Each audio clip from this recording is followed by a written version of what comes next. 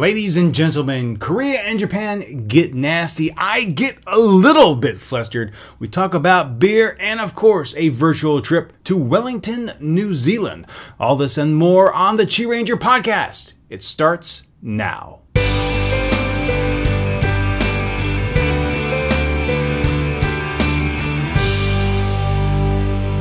Welcome back, ladies and gentlemen. Thank you for joining me once more on the QiRanger podcast. I'm your host, Steve Miller, the internet's QiRanger. We're here on YouTube, on QiRanger.com, and of course on iTunes. And as every week, we begin with the news. And let me tell you, we have got a lot to cover this week. And first up, I want to talk about something that made me absolutely sick. This is a disgusting story, so I want to get it out of the way first. And there's just no other way to say it. This is messed up. A man was sentenced to 15 years in prison last Thursday for raping a 4-year-old daughter of a neighbor. Now, this man was 42 years old, and the local court ordered Mr. Yim for his information to be made public for 10 years. And for 20 years, after he gets out of prison, he has to wear an electronic monitoring anklet. The court goes on to say this is stern punishment, and it is inevitable, as he caused enormous physical and mental damage to the child. This is coming from Judge Park Hong-rae, and he presided over the rape trial, and this occurred in Yeoju. And the court ruling came out of the Suwon District Court. Now, like I said, this is disgusting. This is one of the reasons why I say there needs to be an incredible amount of reform in Korean courts. Let's go over the facts here. The gentleman, who you can't even call really a gentleman, the individual, the sick bastard, was 42 years old. He raped a 4-year-old girl, a neighbor no less. He gets an insignificant amount of time in jail, 15 years. And after that, his public information is made only available for 10 years. And for 20 years, he has to wear a monitoring bracelet. This is an individual who you should put away in jail, if not kill. There is no way this person should ever see the light of day again. This crime is so heinous. You're talking about stealing the innocence of a child. Rape is just a massive violation, no matter who it occurs to at any age. But to do it to a 4-year-old girl is just inexcusable. And the court's saying, hey, you get 15 years, and then for another 10 years, your public information is going to be on file. And oh yeah, for 20 years, because of the damage to the family and to the girl, you have to wear a monitoring device. No, this is a person who, if you don't support the death penalty, goes away for the rest of his life, never to see the light of day again. Or if you believe in capital punishment, this is someone who should be eliminated. Period. Korea, you need to get your priorities straight. This is an individual who I guarantee you, when he gets out of prison, no matter how much his information is out there, no matter how you monitor him electronically, he's going to find a way to repeat the crime. That's just the truth. We see it time and time again in Korea where sexual offenders repeat. The penalties are just too small. They're insignificant. This is a sick bastard. He needs to go away. All right. Moving on to other news. And this is really an interesting topic. And we're talking about Korea-Japan relationships. Now, the Donga Ilbo, which is probably the biggest and most well-known newspaper here in Korea, reported that according to a Japanese weekly magazine, which I have not been able to confirm, said that the Japanese emperor has expressed a desire to come to Korea. Now, here in Korea, they have pretty much said that the Emperor of Japan is not welcome on Korean soil unless he makes a full apology. And it's reported that in this weekly, that the Japanese emperor would not hesitate to issue an apology to Korea, in Korea, for the sake of friendship between the two nations. Now, personally, if this is a true report, I think that is fabulous, because one of the major issues, not only between Korea and Japan, but China and Japan, and some for other countries and Japan, is the whole notion of whitewashing history as it refers to World War II, and the practice of really mitigating what happened and rewriting history. And it would show such an important gesture, because in Korea, a lot of times Japanese officials will make an apology for either the colonialization period or some other acts, and it's not really seen as a genuine move. And a lot of people have been calling for the emperor to do this, and if this were to actually happen, both countries would be able to move forward and just usher in a new era. It would be amazing to see this. I really hope that this happens, but I doubt it will be. Prime Minister Noda over in Japan is, well, he's just doing stuff that is really prohibitive in this regards. He is going out on a public relations tour to try and convince the world that there was no comfort women issue here in Korea. And that has angered a lot of people here. A lot of people also are saying that, well, you know, hey, if he goes out and does this, then more people will be more cognizant of the issue, look deeper into the facts, and maybe call out the factual errors in his argument. In Japan, there are a lot of anti-Korean demonstrations ticking up, but here in Seoul, there are also a lot of anti-Japanese demonstrations taking place. And there are anti-Japanese demonstrations taking place in China as it refers to a territorial dispute. But in Korea, it's really focused more on the statements of Prime Minister Noda. In fact, recently there was, I would say, maybe 20, 30 people in a demonstration in Seoul with flags denoting the rising sun, which is the military symbol of Japan during the Second World War, and the current naval sign. And in the center it said "Kill Jap."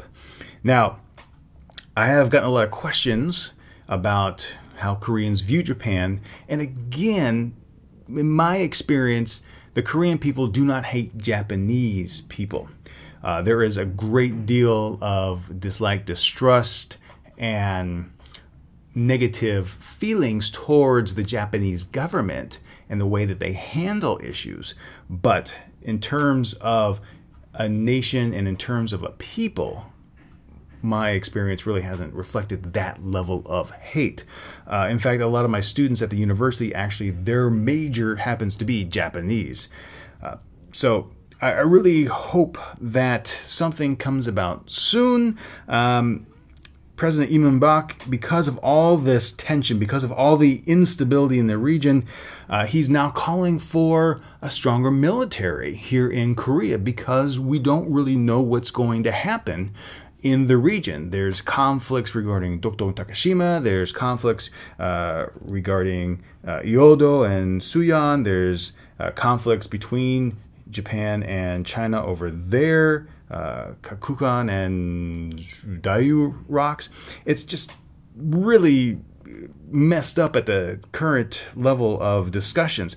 In fact, there's a regional military drill taking place, and South Korea will not allow a Japanese warship to dock in the port of Busan. Now, they're saying, oh, there's other circumstances in place, but really, it's because of all these discussions being made by high-level officials. What they really need to do is focus on what is for the greater good and move past things. I really think one of the big stumbling blocks for both Korea, Japan, and China to move forward is their inherent culture as it refers to, say, Confucianism and losing face, because no one wants to lose face. No one wants to look bad. So if a party must apologize in a way that really admits some egregious wrongdoing, it's hard to recover from that in those cultural stands. So no one wants to do it. No one wants to back down. And unfortunately, no one is willing to completely forgive without this act of contrition. So it's just a big bump. If you look at how Germany has handled things since the end of World War II, they were very open about what happened. They made genuine apologies. They took steps to acknowledge what happened. And that's why other countries were able to move on. Now, unfortunately, here in East Asia and in a lot of places in Southeast Asia as well, it's still a very deep wound because a lot of nations just don't see Japan's apologies as going far enough. A great example of that is QiRanger, where I was a couple of years ago. There's a very different tour for tourists from Japan. They aren't told what many know as the real history of World War II and the Battle of Bataan. My uncle was there. He survived it. I know firsthand or secondhand what transpired there, what the Japanese soldiers did to American, Filipinos, and other individuals stationed there. Those stories are not told to the Japanese tourists. They are not allowed to be sharing that because they don't want that history to be told out loud. It's very disgraceful. So I think as long as that practice is maintained, it's just things aren't going to get better. Something needs to be done to allow both parties to move forward and somehow mitigate the losing face aspect of it. It's bad. It's getting worse all the time, and I really hope that it is resolved very quickly, because in 2018, when the Olympics are here, that is a time for peace. That is a time for countries to come together. And this is something that definitely needs to be resolved before then.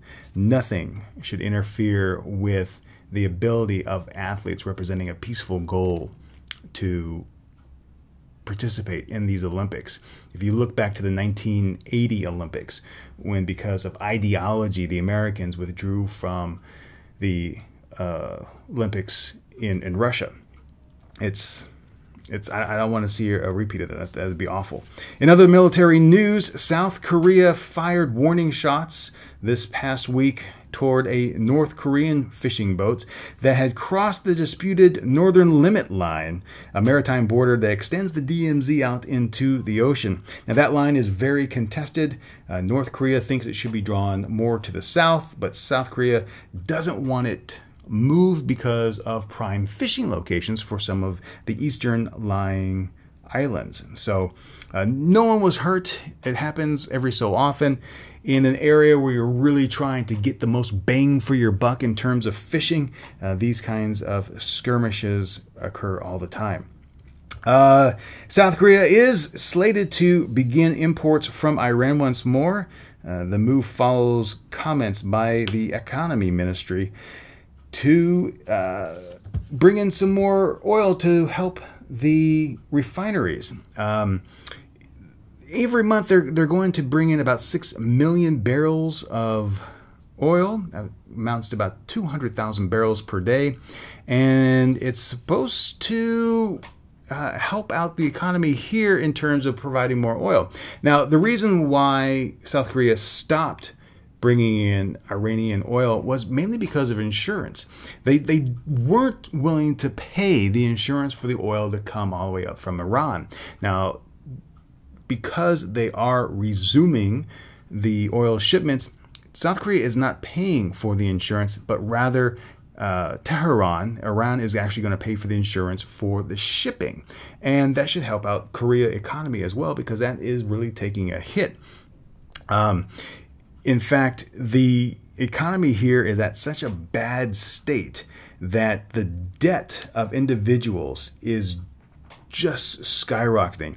In terms of developed nations, the average person owes 150% of what they make, and economists are predicting European or United States like housing collapse here, because the housing prices have also shot up. I've talked about this several times in vlogs about how much money it requires to put down just to rent a place.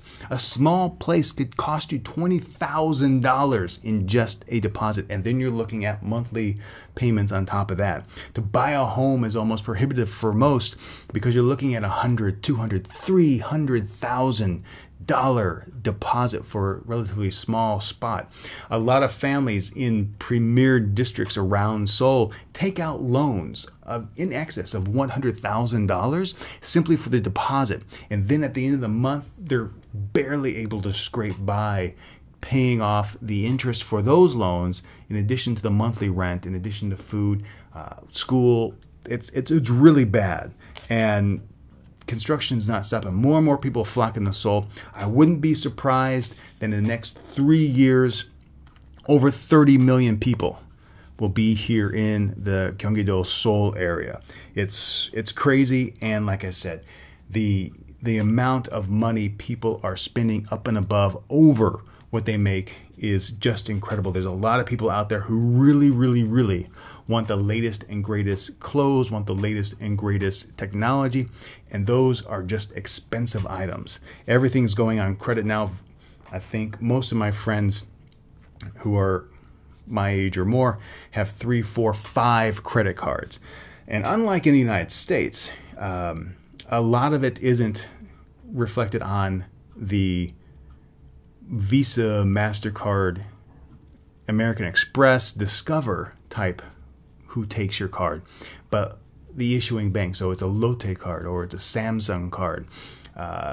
Those CJ Hyundai card, they're all credit companies, and you'll see, oh, we accept this kind of credit card, we accept this kind of credit card. It's not a Visa, it's a Hyundai, it's a Lotte. So if you go to, like, say, Costco, they accept Samsung credit cards. It can be any one of Visa, American Express, but it has to be a Samsung card. If you go to Vic Market, you have to use a Lotte card. Doesn't matter what the bank associated with it, Visa, MasterCard, whatever, it has to be a Lotte card. So those are really, really just getting out of hand in terms of debt. In some other military news, the South Korean military has now been approved to use their missiles up to 800 kilometers. Now, the reasoning behind it is because Pyongyang, North Korea, their military bases can shoot missiles with a range of 3,000 kilometers, and they also have other missiles, the Taepyeongdong, which have a range of 6,700 kilometers, and they can carry massive warheads up to 1,000 kilograms.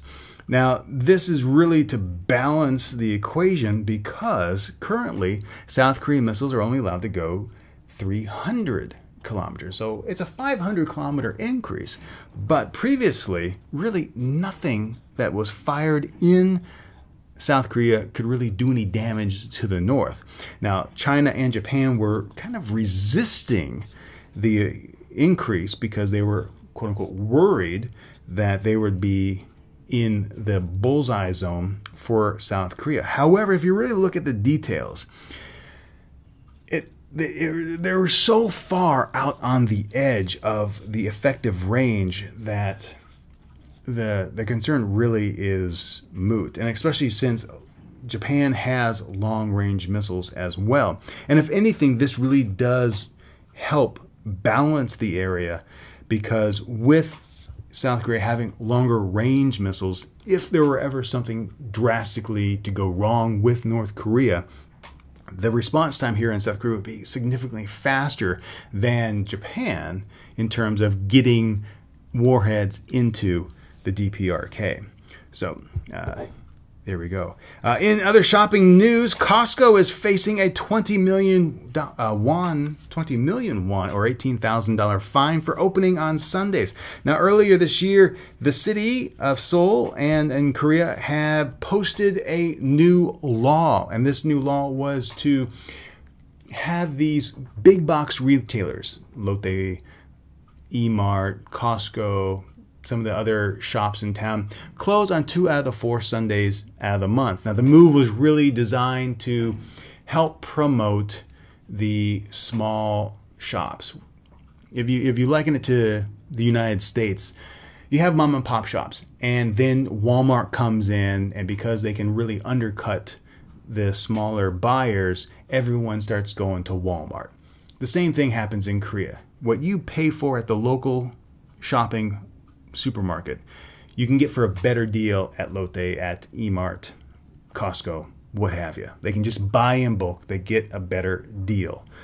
So the government said, hey, close twice a month and let these other guys get a chance. Now, the Korean businesses have picked up the fight and are fighting it in court.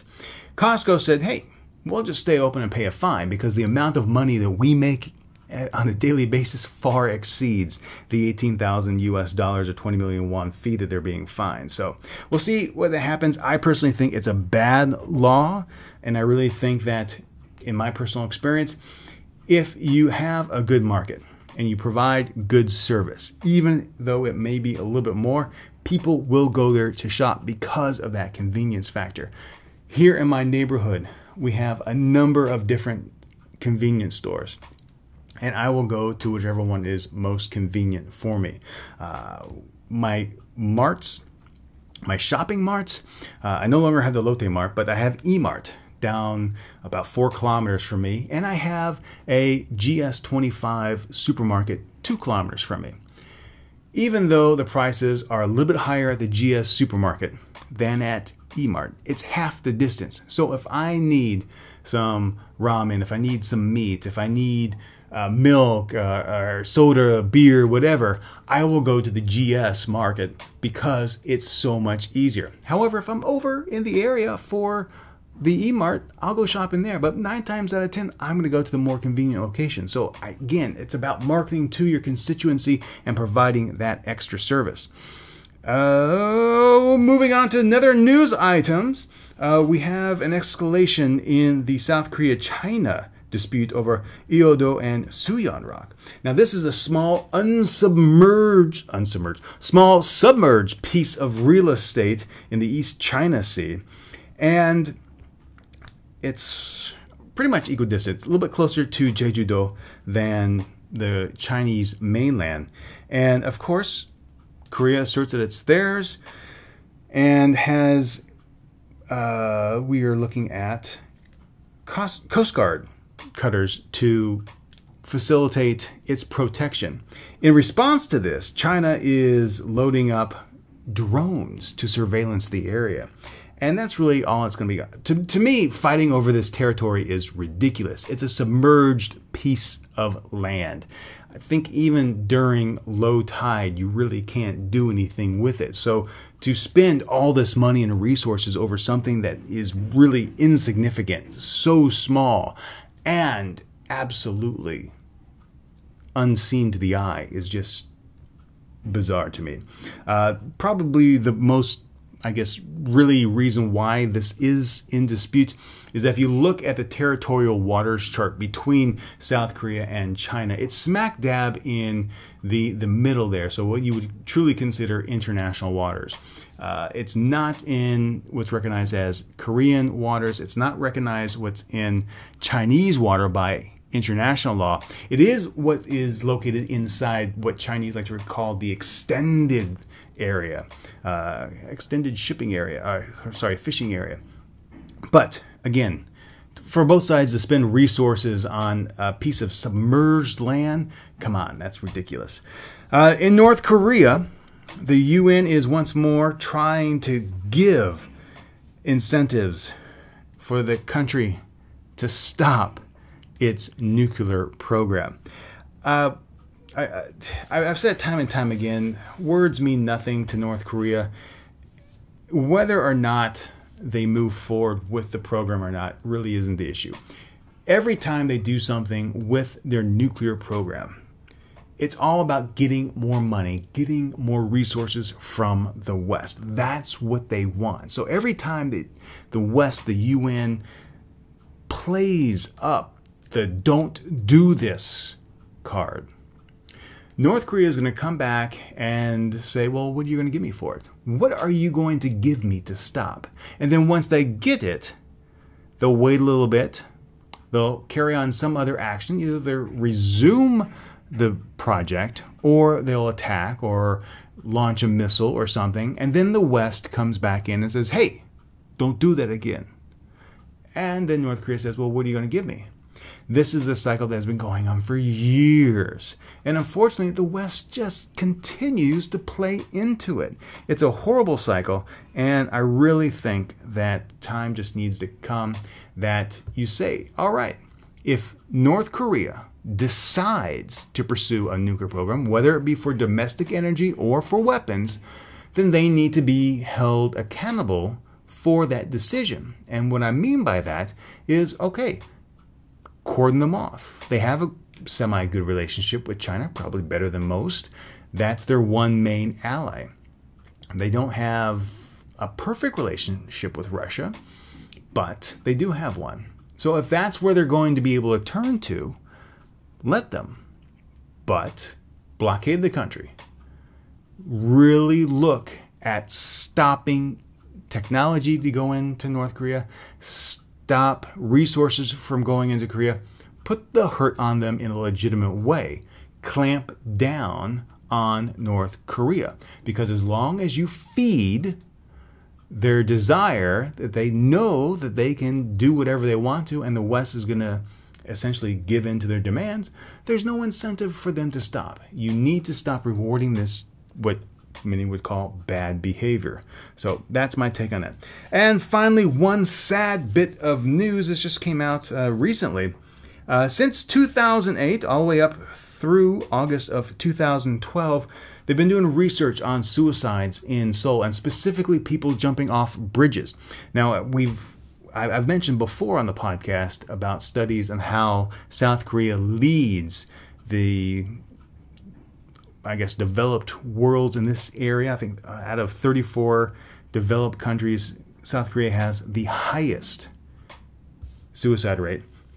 And it came out with a study and said that over these 4 years, 875 people have jumped off one of the bridges in Seoul. And roughly about 50% of them actually do succeed in killing themselves. Now, if you crunch the numbers enough, you realize that this amounts to one suicide attempt every other day. And that just boggles my mind. And it's also very representative of how tough things are in the business world here, that so much pressure is put on these individuals that any kind of failure is seen as an affront to who they are. So many people are defined by their jobs. I see it in my students that they are a computer programmer. That's their life.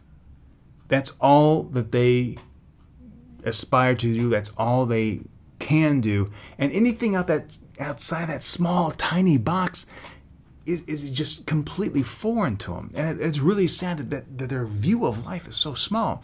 So if you have something go terribly wrong, if you lose your job or you cause a problem for your company, a lot of people view that as so devastating that they can't cope with it. And what they think is the only solution, the only way to preserve the dignity of their family, is to commit suicide.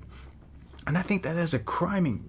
I think it is a shame that that is the view. And I think it also goes back to, if you look at the international relationships between China, Japan, and Korea, that plays a part into it. That's what I was trying to explain earlier about not wanting to save face because it's so detrimental to the national identity, to the individuals in place. So I really don't know what the answer to this one is. Seeing that number is just so disheartening. So, unfortunately, that's the news. We start off with a bad news story and we end with one. I apologize for that, but that is the news this week. It is time once more for the Content Rewind, and this was a blast of a week, shall I say. Now, Tuesday's video led off with a trip to Sungnae-moon, or what's commonly referred to as Namdae-moon here in Seoul. And again, I gotta give an extreme amount of thanks to the Cultural Heritage Association. Without them, I would not have been able to do this video, to do this story. I contacted their PR office. They were gracious enough to allow Joe and myself not only inside the construction site, because that is open to the public on special viewing days, but more than that, we were able to sit down with representatives from the Cultural Heritage Association, watch a video, learn about the history of Sungnimun, the various reconstruction efforts over time, the steps that they're going through now, take into the public viewing area, and then go inside. Susie Chung, who I write with on the Korea blog, mentioned that I really need to do longer videos on this topic, and I would love to, but a lot of times, especially with something like this where it's an active construction site, we just don't have the time. In fact, pretty much all the time that we had in Sungnimun appeared in the video, and sure, it's only a few minutes long, and yes, we had probably 10, 15, 20 minutes down in the construction zone. But a lot of that was spent talking with our guide to really learn about what was taking place, to learn about the two different kinds of stone areas, to learn about the base, to learn about the expansion side. So if you are interested in how this national treasure is being rebuilt, please surf on over to the blog article. All the information is there. The link will be in the show notes, so you can go directly to the blog article. I've also put all 4 episodes of the Preserving Korean History into a single playlist, and that is also on the show notes as well. So if you would like to see all 4 episodes back to back, you can do that in just one click. And I think it's about 13 minutes long in total, so it's not really terribly too long. And I did it the other day. It was fantastic. Friday's video was, of course, kimchi pizza. And I have to say, I love it. I'm very happy with the way that the recipe came out. I've made it, I don't know how many times I've made variations of pizza since being back. I've used kimchi a few times. It's a great topping. Something about the sourness of the kimchi as it bakes into the cheese just makes it really, really tasty. And while you can use pretty much any kind of flour to make your own dough, I really do recommend using the bread dough. There's just bread flour rather. There's something about it that just makes it a little bit easier, a little bit nicer. So check that out if you would like to learn how to make pizza without having the knead. It's a no-knead recipe, which is really, really cool. Some other things. Vic Market opened up. That is the Lotte version of Costco. And it's not too bad. About 60-70% of what we buy at Costco, we can pick up over at Vic Market. And their pizza, not as good as Costco, not as good as E-Mart. It's pretty much the same as any Lotte Mart pizza. But again, you can pick up a 45-centimeter pizza for 12,000 won, which is nothing to laugh at. We did find some different kinds of snacks at Vic Market. But again, one of the things that we really wanted to check out with Vic Market is because it took the place of our Lotte supermarket just down the street. And the Costco that we go to is an hour away. So if we want to buy some snacks, want to buy some meat, rather than traveling an hour, we can just now go down the street. And it's very convenient. But for coffee, for some whiskey, for some other things that we do prefer the Costco brand or the Costco offerings, we will go there. And in many instances, the difference between Vic Market, the Lotte option, and Costco is really the difference between Sam's Club and Costco in the United States. Most of the same items, most of the same style of quantity. It's just brand preference at that point. I also did a video on the vlog channel about the Apple Maps and my thought on that. So you can go there and check it out. But the one thing I do want to talk about a little bit more in detail is, of course, 2 news articles that came out this week regarding my latest go with YouTube and the Content ID system. Now, these were covered by the Social Times and the Daily Dot, and those links are in the show notes. And essentially, this is what happened. In the Namdaemun video, I used 2 tracks, Requiem for Your Soul and Start Anew. Now, Requiem for Your Soul is the music that plays during the balance of the video. And Start Anew is what plays in the tag where it zooms out to the QiRanger.com webpage. And I've used those songs several times. In fact, on Nambi-Sam Island video, it has Requiem for Your Soul. And in numerous videos, I've used Start Anew. I can't even begin to quantify that. So, again, these are smart sound songs I have commercial licenses for, used them before, put them in the video, boom.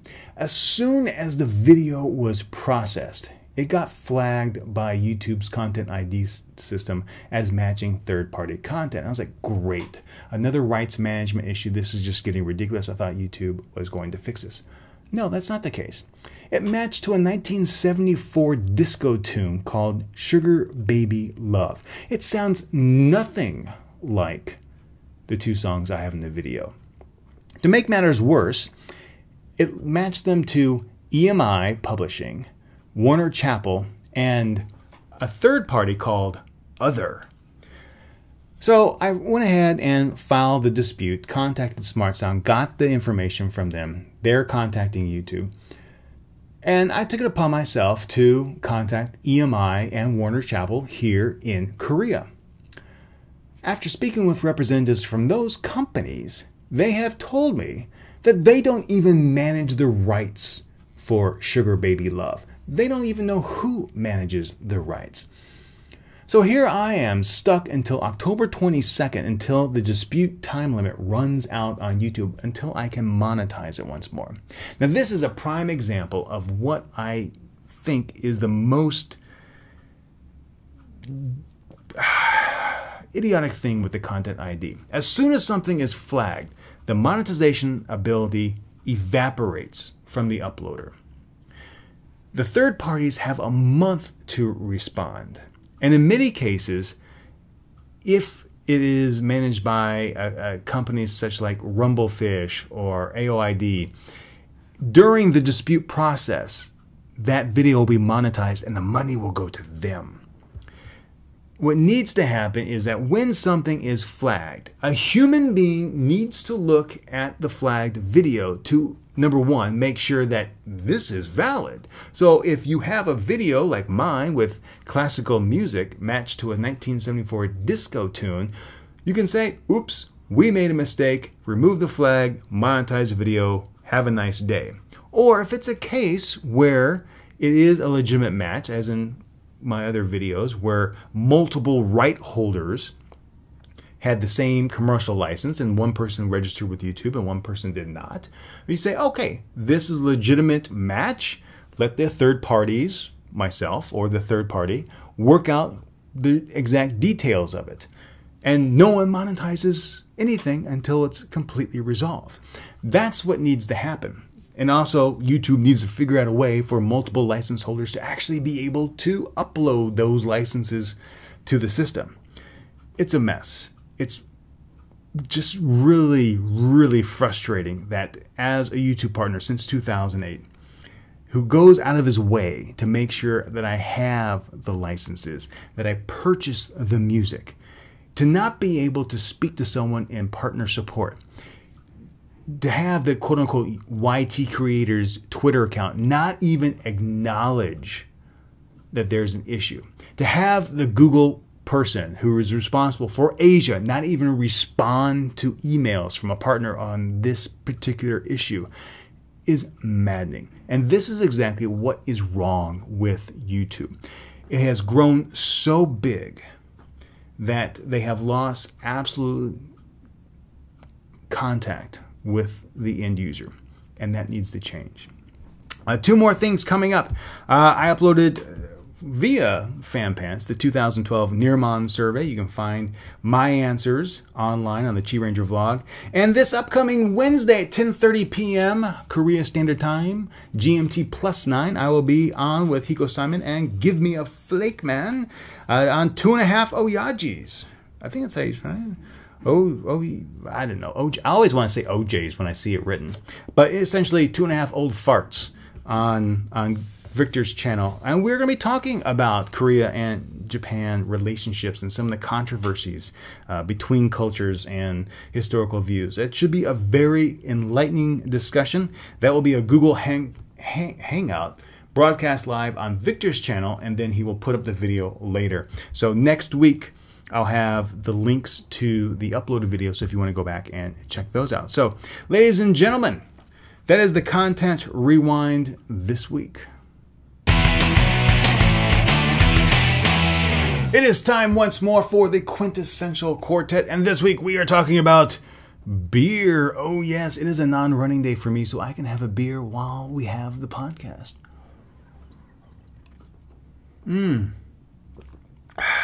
Height D, baby. Probably the best Korean beer that there is. All right, let's get through things here with the Quintessential Quartet. The Quartet, yes, the Quartet. Ladies and gentlemen, there is so much to talk about beer, but I'm going to share with you 4 different stories here that I think are quite interesting. So number 1, let's talk about Scotch. Now, a few weeks ago, last week, maybe, I don't know, we talked about whiskey and how much I love it. But did you know that single malt Scotch is basically distilled beer? Now, beer that is produced through distillation is not bittered with hops, but only has malted barley in it. That's where the malted single malt Scotch comes from. And it's roasted a little bit, and it gives Scotch its smoky flavor. So just think about that. Let that roll around in your heads. Scotch is distilled beer. Fantastic. So if you don't like beer, try Scotch. That's my recommendation. Number 2, Japanese sake has also been misnamed. It's often been labeled as rice wine. And in fact, during the process of making sake, it's more like a beer. The same can be said for makgeolli. It's also called Korean rice wine. And if you look at how that is made, it's actually a beer. The difference comes from, instead of using barley and hops to make a beer, it's made with rice. And that's a cereal grain, hence why they tend to think of it as a wine. Number 3, IPA or India Pale Ale was originally formulated with the idea to allow the beer to survive shipping from Great Britain to India. It was aggressively made with hops to survive the shipping process. And that's why it's such a hoppy beer. It's because of trying to protect the beer as it made its way from England all the way out to India. Another time of sip. Another time of sip? How about a time for another sip? Okay, and number 4, taking a look at the word draft. And I'm talking about the word draft, D-R-A-U-G-H-T, meaning to pull. And this is because when beer was originally brought into taverns, it was pulled on horse-drawn carts, and when affixed to a bar, they had levers that they had to pull back and forth, essentially pulling the beer up from the casks out into the glasses. And there was actually a recent episode of Storage Wars, and one of the relic hunters, as I'll refer to him, found an old-style Irish bar draft pull. And it was really interesting. Now, these were very popular before beers were pasteurized and carbonated, so you had to actually pull things up. So it was pretty interesting. So those are 4 things you need to know about beers. Very quick this week since we went so long on the news. But that is the content, not the content. That is the Quintessential Quartet, ladies and gentlemen. Ladies and gentlemen, it is time once more to set course for adventure. And this week I am joined on the line by Mr. Jeremy Foster. Jeremy, welcome to the podcast. Thanks very much, Steve. It's a pleasure to be here. So where are we talking to you today? Where are you today?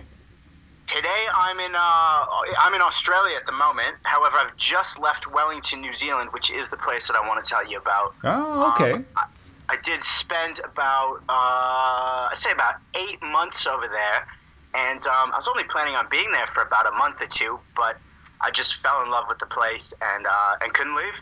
So what happened? Was there a specific event that took place that made you decide, okay, I have to be here more than just the month I was planning? I have to stay for an extended period of time. You know, it was one of those situations where I said, you know, I'll settle down for a month and then we'll just see what happens. So I went in and, 1 month turned into a month and a half, turned into 3 months, turned into 5 months, and it turned into the location that I never left. Was it one of those things that I think I'll leave next week, and next week became always the next week? Half a year away, yeah. Super. Well, I've flown in and out of Auckland a few times. I have some friends that actually are from Wellington, but I really must confess that I don't know that much about the city itself. So what can you tell us about Wellington, New Zealand? Wellington's really great. It's very, very different from Auckland. Auckland, a lot of people describe it as not really having a soul, which is it might be a little bit harsh, but it's a little bit true in my opinion. It's a big city. Wellington's a much smaller city. It's almost a big town, and there's just a really cool vibe that grabs you. The place just bleeds with personality. And now, when you say a small town, how many people are we talking? Okay, maybe it's a little bit bigger than small. It's like 350,000. Well, okay, I would maybe a small city where I'm from. It's a small city. Yeah. Where I'm from in Arizona, we have about a 500,000 person population in the city proper, even though the Phoenix metro area is, of course, the fifth largest population in the U.S., which is a stark contrast to the Seoul metro area, where we have 25 million people. So I would actually really, really welcome being in this kind of environment just to get away from the congestion that we have here. Yeah, absolutely. It's a really cool spot, and it's great because, after spending a little bit of time there, you walk down the main street, and guaranteed you're going to run into, 5 or 10 people that you know just on a Tuesday afternoon. It's just a friendly and welcoming city. It's a really awesome place to be. Oh, pretty cool. Now, I understand that there are some unique climate aspects of being located so far south, right? Oh, gosh. Yeah, Wellington in particular is very, very windy. And that has to do with the location on the harbor. It's sort of in a little inlet, and it catches a lot of wind, coming from the south.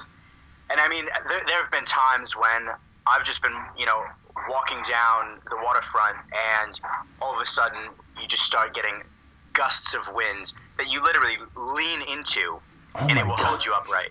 Oh my gosh, that's amazing. So it's really cool. But the fact is, everybody, I tell people, oh, I love Wellington. It's such a great place. And they say, oh, but it's too windy. Well, really, if the weather is the worst thing, if the wind is the worst thing you've got to complain about Wellington, then, I think it speaks for itself. It's really a pretty awesome place to be. Oh, I bet. Now, how can one get to Wellington?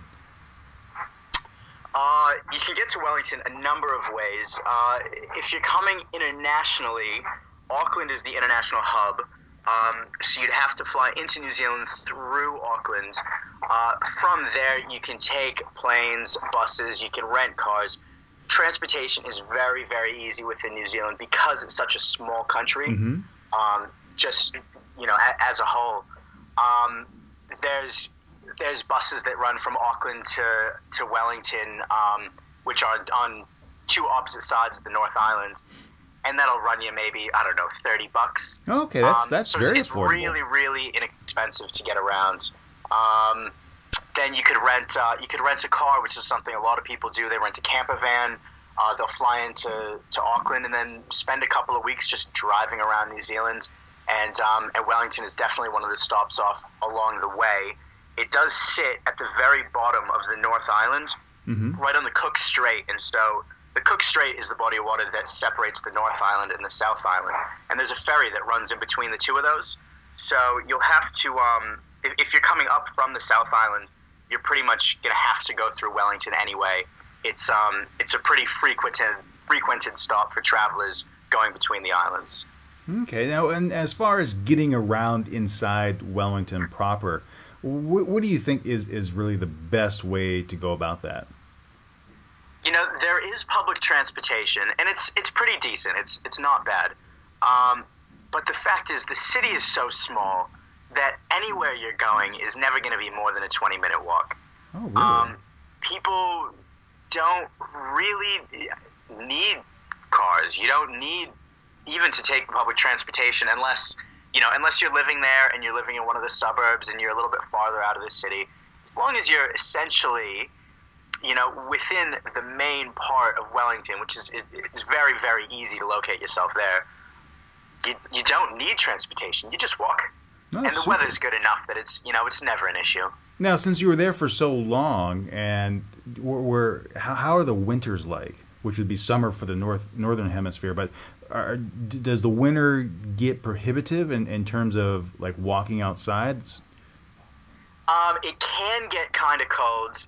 Usually, if it's it'll get cold at night. During the day, it'll be a little bit chilly, and then it can actually get really, really cold at night. However, chances are, if you're out in the nighttime in Wellington, you're probably having a few drinks, so the cold weather is probably not going to bother you too much. Okay, now for reference for the listeners, what would you say is pretty chilly in centigrade? In centigrade, or whatever format you're accustomed to. I'd say pretty chilly is probably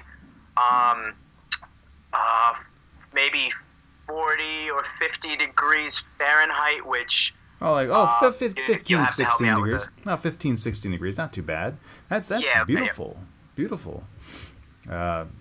Actually, that's phenomenal type weather. That's amazing. Cool. Okay, so we're in Wellington now, and as far as places to stay there, are there different types? Are we talking only hotels, or are there hostels, or what can people expect to find there?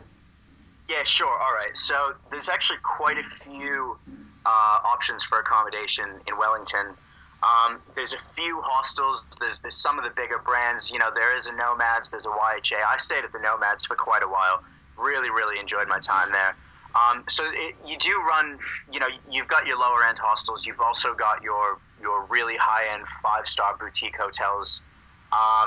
As far as hotels go, there's a couple that are right in the main, sort of in the CBD area. Mm-hmm. The Amora Hotel is one that's really well known. A lot of people stay there. That's quite nice. There's the Museum Hotel, which is a 5-star boutique hotel, and that actually operates like a museum in itself, which is quite cool. There's art exhibits.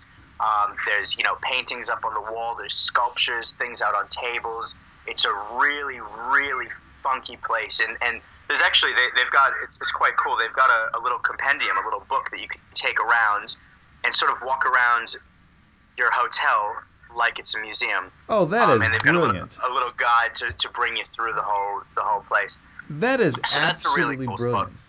Spot. That is absolutely brilliant. I love that idea. I think that's fantastic. They've got an excellent bar and restaurant up there as well. Even better. Oh yeah. So there's quite a few places. You've got your hostels, you've got your hotels. There's plenty of share houses. There's plenty of there's plenty of travelers in and out. People looking for people to take over their places for a couple of weeks or even a couple of days at a time. I mean, whatever sort of accommodation you're after, it's there, and it ranges from the inexpensive to the incredibly overpriced. So it's all there. Oh, cool. So once you get to New Zealand, what about some things that you would recommend doing in the city?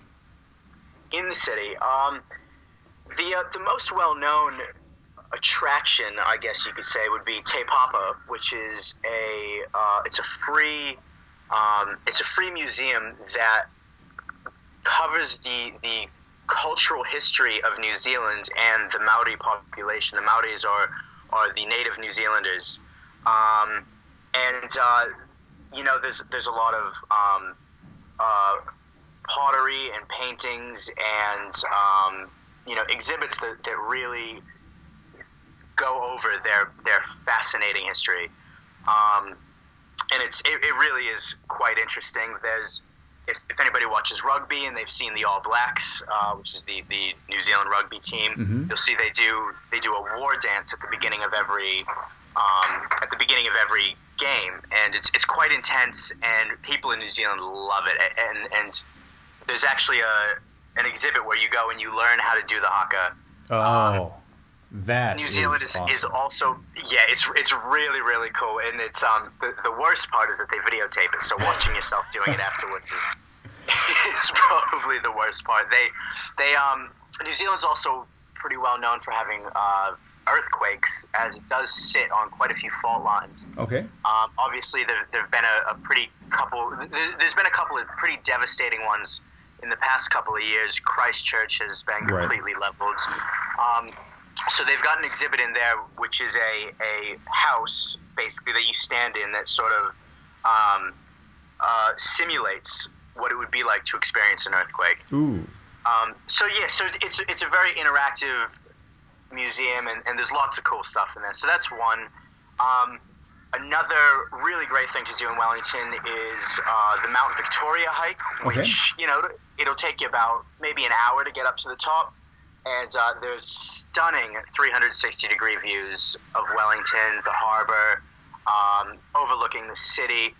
Really fantastic place to go. And there have been a lot of, the Hobbit and the Lord of the Rings have done a lot of filming in New Zealand, and they've shot a few things in Wellington as well. And there's one specific scene that's quite well known that you'll recognize the area. If you know Lord of the Rings, you'll recognize the area as you're walking up. So that's another really great thing to do in Wellington. Wellington's also it's the political center of New Zealand. So there's a lot of government buildings, and if you're into that kind of thing, they run tours, and you can really see how the government of New Zealand runs. And the buildings are pretty spectacular in themselves, quite interesting architecture. They call it the Beehive because it looks like a beehive. Big surprise. So there's lots of cool stuff to do. I mean, you could easily go to Wellington for a week and fill up your days. Oh, cool. Now, as far as any parks or zoos that you would recommend? Yeah, sure. There's actually there are a couple of zoos. I never made my way out there. There's Zealandia, and there's I think just the Wellington Zoo. Yeah, they've got some. I've heard really great things. I think there's a. No, I'm not sure. There are quite a few places. Okay. To go check out some of the local wildlife. There's also the Botanical Gardens, which is a really great spot to pack yourself a picnic, bottle of wine, grab your partner and go for just a nice romantic day. You take the cable car out there from the Wellington area, and that's I don't know, it's about $5. The cable car it's a 100-year-old train basically that brings you from Wellington CBD out to the Botanical Gardens, and it's a really nice way to spend the day. Yeah, that sounds like a fantastic way. Now you mentioned food, so of course I have to ask, what are some great places to eat in town? Yeah, all right. So Wellington really thrives on the hospitality industry. Okay. There are lots of bars, lots of restaurants, cafes. Some of the, Wellington was just voted as having the best coffee in the world. I have to go down there then and confirm that, since I am an avid coffee lover. Oh, yeah, all right. Well, so there's some really excellent baristas down there. There's some excellent bartenders. A lot of people who really, really take pride in their work. I'm a cocktail bartender myself, so getting involved in the local food and drink scene was definitely. I spent a lot of my time doing that. Okay. The Matterhorn is one restaurant that's down Cuba Street, which is really, really excellent food. They've got essentially everything. They'll have some live music come in on the weekends. Everybody knows exactly what they're on about. The bartenders are excellent. Some of the best bartenders in New Zealand work or have worked at the Matterhorn, and some of the best chefs in New Zealand as well have worked in the kitchen there. So it's kind of a casual dining experience with the fine dining aspect thrown in. So it's the atmosphere is very casual, but the food and the drink, everything is top notch. So that's a really, really great place to go. There's another restaurant called the Hummingbird, which is down Courtney Place. Basically, Cuba Street and Courtney Place are the two main streets in Wellington. And the Hummingbird is down Courtney Place, and they do the same thing. They've got great cocktails, great food. It's a family-run restaurant, so it's a very cool, intimate feel, and they've got some excellent chefs there. They do bottle service there and all kinds of So it's a really great place just to go out with a group of friends or just your partner or whatever it may be, and just go out, have some drinks, have some great food. There's lots of places to go. I mentioned the Museum Hotel. There is the Hippopotamus, which is the bar and restaurant. They do really nice French cuisine, and they've got some excellent cocktails on the drinks list there as well. So there's a lot going on in Wellington. All right. Anything unique that you like to add about your time in Wellington? Any unique aspects of the city? Unique aspects. It's an awesome little city. It's got so much personality. One thing that really exhibits that is the bucket fountain, which is quite well known amongst travelers who go through there. It's a fountain really that sits in the middle of Cuba Street and splashes water on people that are walking by, people who just completely unsuspecting. It overflows. There's just dropping buckets and buckets of water on people, and it's really funny. People who've never been there before, and just watching them get splashed by this fountain, and it's that kind of thing that really tells you what kind of place Wellington is. It's funky, it's retro, it's just cool. It's a really laid-back place where, people have a bit of fun. Cool. Excellent. All right, well, thank you very much, Jeremy. I really appreciate you giving us the inside scoop on Wellington.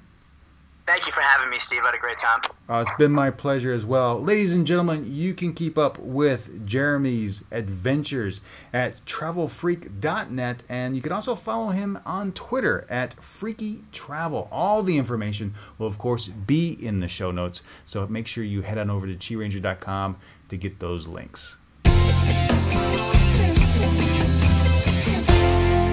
My friends, that will just about do it for this week's podcast. Thank you so much for spending part of your day, part of your week watching the video on YouTube, downloading the podcast on iTunes, or listening to it on QiRanger.com.